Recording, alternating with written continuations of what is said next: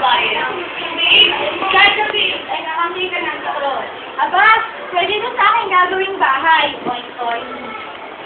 Matapos niya itong gawin, ang lobo ay pumatok na kaagad sa kanyang pinto. Gagabi, papasukin mo ako sa bahay mo.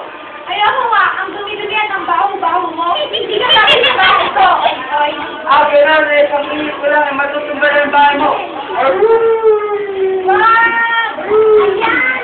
Iniipan niya nga ito at pagkatapos ay kinain na din sa gabi. Habang hilaw piling, ang Danny Gabi ay tumalma din sa paglalakbay. Si Danny Gabi ay nakapitar ng maliliit na kahoy na buhat-buhat ng isang mabubukid. Manong, pwede mo bang mahalin na isang kahoy? Paggawa ko ng bahay, oy. Okay, sige ba, basta ikaw ang sabi. Maraming salamat, Mama, na. Matapos na yun, ang lobo ay pumatok na kaagad sa kanyang pinto. Dali ka, Bilik, papasukin mo ako sa bahay mo. Alam ko nga, may tumitimid kay baho-baho mo. Umalis ka nga dito. Ganun, isang minute ko lang, matutumba na yung bahay mo.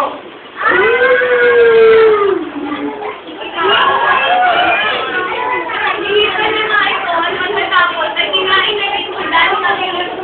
Habang sinabit ay tuloy na rin ang paglalakbay. Dahil nakakita ng semento at napansin niyang ito ay matibay na. At sinamulan niyang gawin sa kanyang bahay. Lucky, parang Whitney. Kaya sa magiging matibay yung spot, walang makakasira ni naman. Pagkatapos niya itong gawin, ang lobo ay pumatok na kaagad sa kanyang pinto. Lolo, Bilik, papasukin mo ako sa bahay mo. Ayoko nga, ang dumi-dumi mo, ang baho-baho mo. Ganun, isang minute ko lang, matutumba na yung bahay mo. Sige, subukan mo.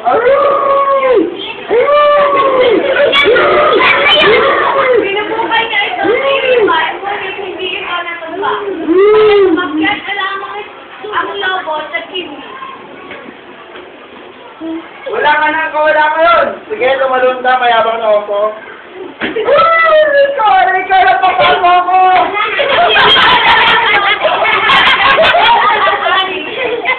Labi ang bahay ng chimney. Kaya si lobo ay nalunod ng buhay. Wow, masarap na hapunan ko. Baliktad naman ngayon. At si Big, Labi naman ang kumain sa lobo.